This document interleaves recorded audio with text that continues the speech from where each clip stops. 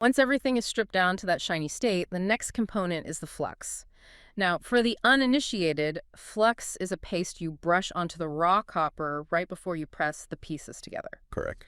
The source specifically recommends a brand called No Corrode Flux, and they emphasize stirring it aggressively before application. What is the actual chemical purpose of this paste?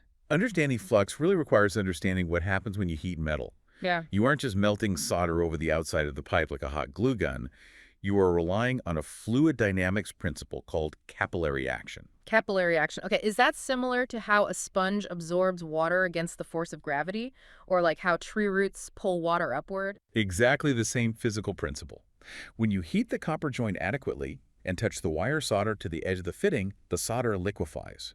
It actually defies gravity and actively sucks itself deep into the microscopic gap between the fitting and the pipe, wrapping entirely around the circumference. That's amazing. But, and this is a big C, but capillary action absolutely requires the copper to be perfectly clean and free of any oxidation.